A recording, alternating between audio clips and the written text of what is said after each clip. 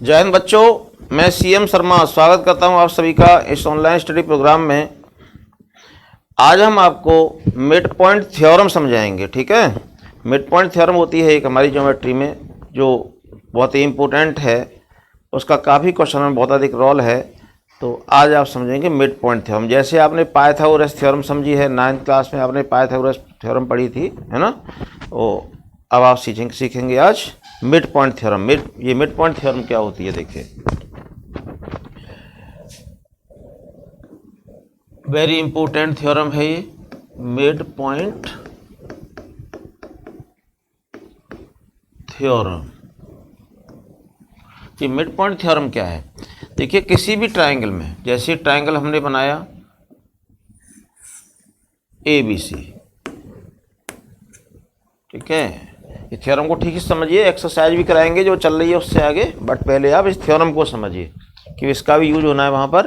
तो इसमें क्या है, एक मिड पॉइंट थ्योरम में कोई ट्रायंगल है ऐसे ABC, जैसा कि नेम से पता चल रहा है मिड पॉइंट मतलब मध्य बिंदु प्रमेय।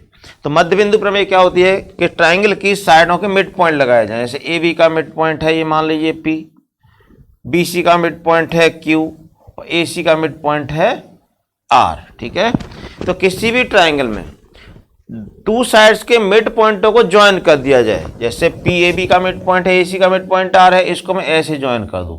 ठीक है, ट्रायंगल में टू साइडों के मिड पॉइंटों को ज्वाइन कर दें, तब ये लाइन सेगमेंट थर्ड साइड के पैरेलल और उसका हाफ होता है। तो यहां पर क्या होगा, PR क्या हो जाएगा हमारा,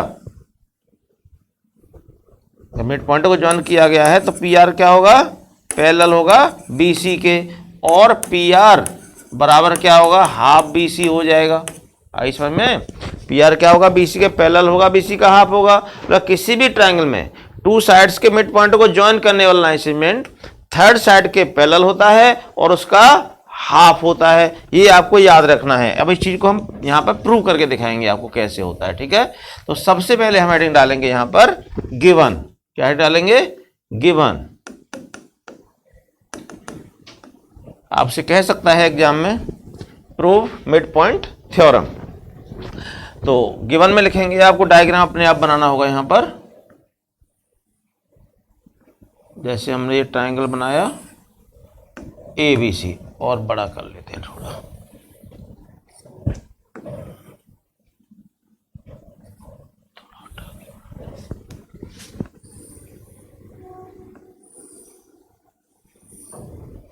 ABC ये हमने ट्रायंगल बनाया। ठीक है, इसकी साइड AB और AC का मिड पॉइंट ले लिया हमने, P और Q, इनको हमने कर दिया ज्वाइन। ठीक है, तो यहाँ पर लिखेंगे गिवन में, in a triangle ABC P and Q are mid points,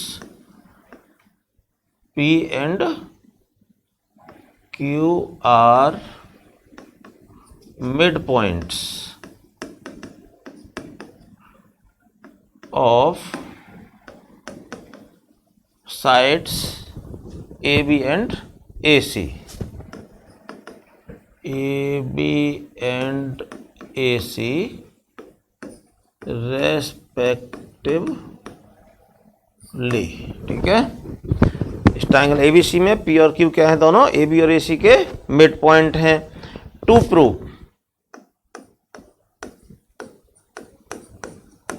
अब प्रूव क्या करना है हमको, देखिए हमें प्रूव करना है यहाँ पर PQ parallel BC and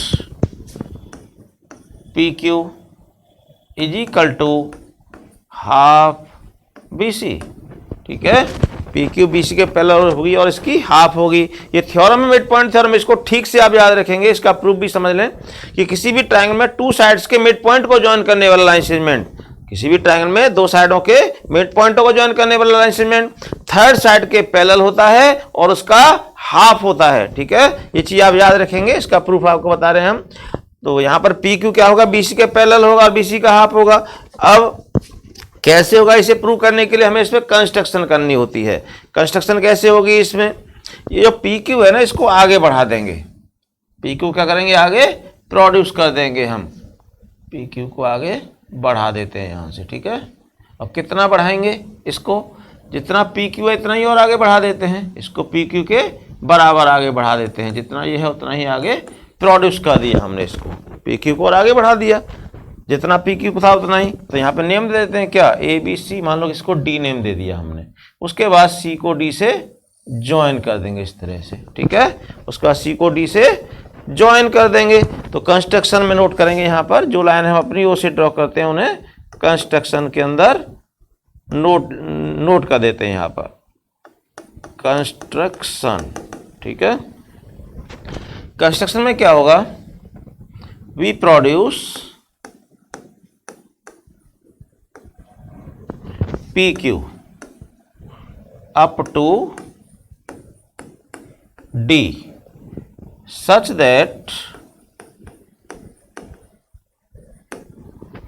PQ is equal to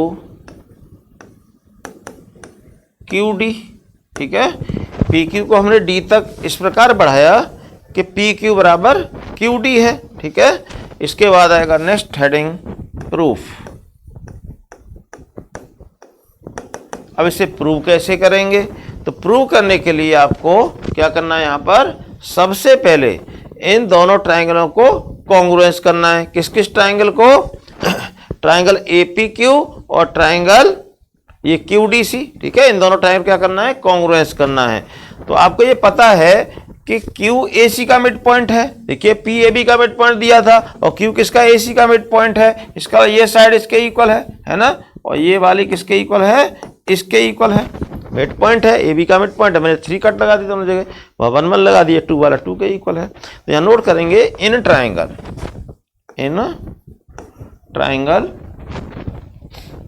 AQP and triangle, ये तो हो गया देखिए ट्राइंगल AQP। तो इसको क्या पढ़ेंगे, आपको नेम भी सही से पढ़ना होगा, जैसे यहाँ नोट किया वैसे यहाँ नोट करना है। तो AQP, तो ये क्या हो जाएगा, CQD एंड ट्राइंगल CQD। इन दोनों में आप देखेंगे, देखिए ये तो हो गया यहाँ पर vertically opposite angle, vertical opposite हुआ ना, जब टू लाइन इंटरसेक्ट करती है ईच अदर तब उनके वर्टिकल अपोजिट एंगल क्या होते हैं, इक्वल होते हैं। तो आपको देखने पे लग रहा होगा दोनों ट्राइंगल कॉन्ग्रुएंस हो जाएंगे, किस रूल से, SAS, टू साइड इक्वल है, बीच में एंगल भी इक्वल है, तो SAS लग जाएगा ना यहाँ पर। तो यहाँ नोट करेंगे हम in triangle AQP and triangle CQD, क्योंकि ये AQ है तो AQ यहाँ CQ के इक्वल है, इसलिए AQ तो यहाँ CQ लिया हमने, Q से D P की तरफ आए AQP, तो यहाँ QP है तो वहाँ से Q से D की तरफ चलेगा, ये QP है ये QD के इक्वल है, ठीक है। तो इसमें क्या इक्वल है, देखिए AQ इज इक्वल टू क्या है, CQ।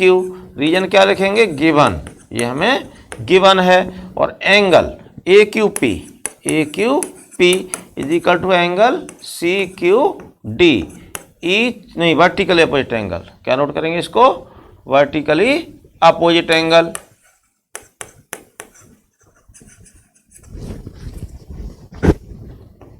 अपोजिट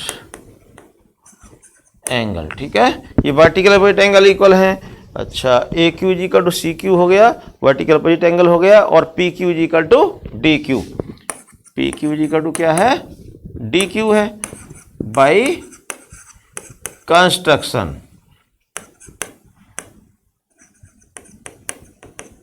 ये कंस्ट्रक्शन से है, PQ is equal to DQ है ना। तो देयरफॉर यहाँ पर triangle AQP will be congruence triangle CQD by SAS। तो ये दोनों ट्राइंगल SAS रूल से क्या हो गए, कॉन्ग्रुएंस हो गए। यहाँ पर ट्राइंगल AQP कॉन्ग्रुएंस हो गया triangle CQD by SAS, two side बीच में एंगल इक्वल है, ठीक है। तो SAS रूल से कॉन्ग्रुएंस हो गए। जैसे ये ट्राइंगल दोनों कॉन्ग्रुएंस हुए तो उससे क्या फायदा हुआ बताइए, जब कॉन्ग्रुएंस हुए तो क्या मिला हमको, कॉन्ग्रुएंस होने से क्या मिला, यहाँ पर ये जो AP है ये किसके इक्वल हो जाएगी, CD के इक्वल हो जाएगी।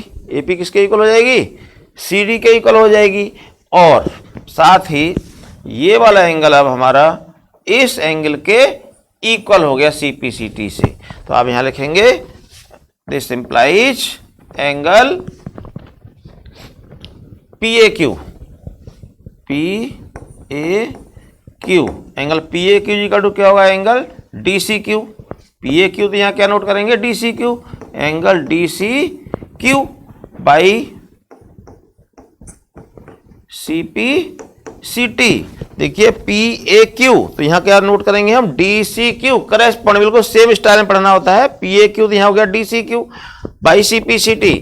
तो पी ए क्यू ये एंगल है और डी सी क्यू जो एंगल है वो ये वाला एंगल है, तो ये दोनों angle C P C T से इक्वल हो गए। अच्छा, but these angles are alternate angle, क्योंकि ये लाइन तो सीधी है ऐसी, तो ये एंगल कैसे एंगल हैं, अल्टरनेट एंगल हैं। आप नोट करेंगे but these angles are alternate angle. कैसे एंगल है, अल्टरनेट एंगल है। तो देयरफॉर तो अल्टरनेट एंगल इक्वल होने तो क्या होता है, लाइनें पैरेलल होती हैं। एपी पैरेलल सीडी हो गया, एपी पैरेलल क्या हो गया, सीडी। अल्टरनेट एंगल इक्वल हैं तो ये दोनों लाइन कैसी होंगी, पैरेलल होंगी, एपी सीडी के पैरेलल होगी। और एपी का मतलब ए बी पैरेलल हो गई। इट मीन्स जब एपी सीडी के पैरेलल है, एपी का मतलब ए बी हो गया, ए बी पैरेलल सीडी हो गया। ए बी किसके पैरेलल हो गई, सीडी के पैरेलल हो गई। अच्छा, जब ए बी सीडी के पैरेलल हो गई तो ए बी का ही पार्ट तो बीपी है, ये ए बी का पार्ट क्या है, बीपी है। It means BP parallel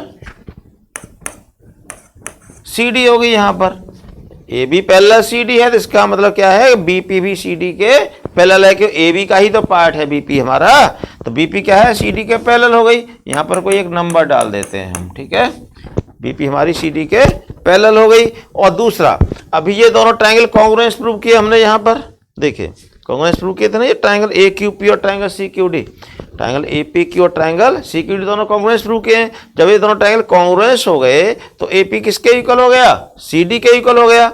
A P किसके बराबर हो गया, सी डी के। जब टू ट्रायंगल कॉन्ग्रुएंस हैं तब उनके सभी करेस्पॉन्डिंग पार्ट इक्वल होंगे, इसलिए यहां पर ए पी किसके बराबर हो जाएगा, सी डी के इक्वल हो जाएगा। And A P parallel C D, या ऐसा करते हैं उसको अगेन फिर से ले लेते हैं, यहां पर बी को लिख देते हैं यहां पर, because triangle A Q P congruence है ट्राइंगल सी क्यू डी, ये कॉन्ग्रुएंस है, तो देयरफॉर ए पी बराबर क्या होगा, सी डी होगा। ए पी बराबर क्या होगा, सी डी होगा। ए पी बराबर C D by C P C T, by C P C T, तो ए पी सी डी के बराबर होगा। But A P is equal to B P है, because here P is mid point of A B. P क्या है, A B का mid point है। जब पी ए बी का मिड पॉइंट है तो ए पी और बी पी दोनों इक्वल होंगे, बिकॉज यहां पर नंबर 1 है, नंबर 2 डाल देते हैं यहां पर, नंबर 2, ठीक है। और इसको हम यहां से रफ कर लेते हैं इसको।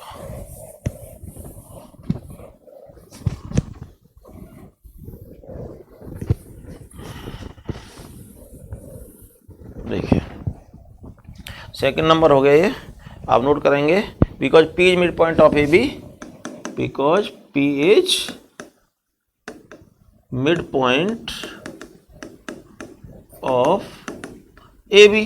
पी क्या है, ए बी का मिड पॉइंट है, तो therefore A P is equal to B P. A P is equal to क्या हुआ, बी पी हुआ। तो यहां पर हम नंबर डाल देते हैं 1 2 3, ठीक है। ये क्या हो गया, थर्ड नंबर हो गया हमारा।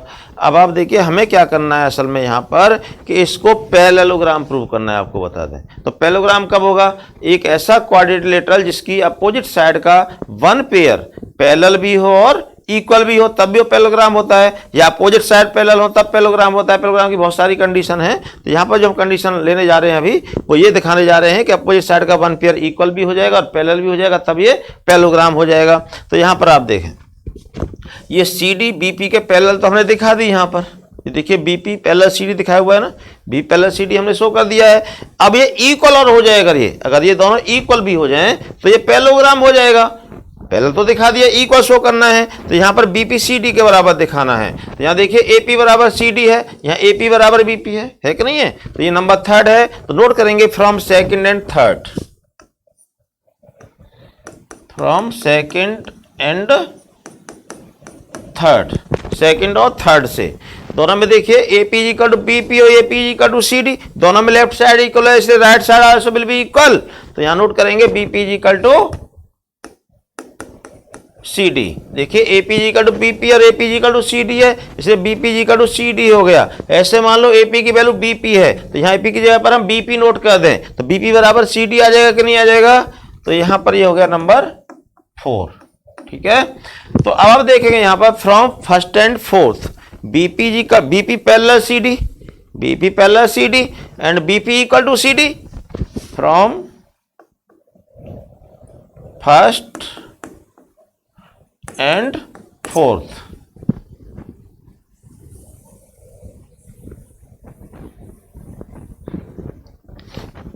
BP parallel CD and BP equal to CD. तो देयरफॉर देखिए बीपी इक्वल टू सीडी हो गया, बी पैरेलल बी सीडी हो गया। एक ऐसा क्वाड्रिलेटरल जिसकी अपोजिट साइड का वन पेयर पैरेलल हो और इक्वल भी हो, तो उस क्वाड्रिलेटरल को हम पैरेललोग्राम कहते हैं। तो देयरफॉर BCDP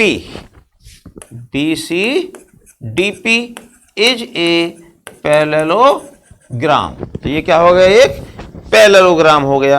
अब पैरेललोग्राम की क्या होती है, अपोजिट साइड इक्वल होती है। पैरेललोग्राम की अपोजिट साइड क्या होती है, इक्वल होती है और पैरेलल भी होती है। तो आप लिख देंगे यहां पर therefore BC parallel PD and BC is equal to PD। Therefore BC parallel PD and BC is equal to PD।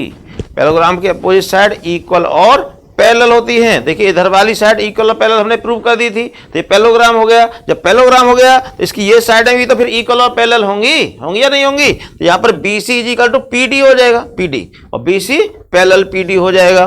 तो अब आपको प्रूव क्या करना है, यहाँ पर हमें तो ये प्रूव करना है कि PQ BC की हाफ होगी और BC के पैरेलल होगी। अब here because PD parallel BC therefore PQ also parallel BC, कि PD BC के पैरेलल है तो PD का ही तो पार्ट है PQ, है कि नहीं बताइए।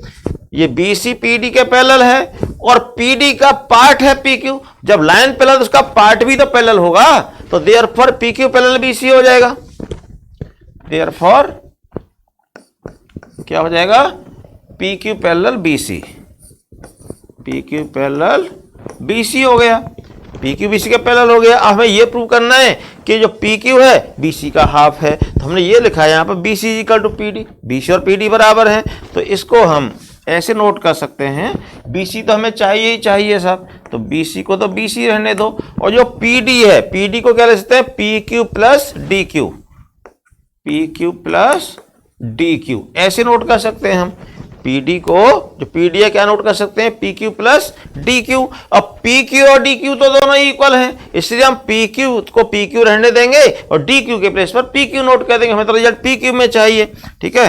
अब because PQ is equal to है DQ बाई कंस्ट्रक्शन, ठीक है।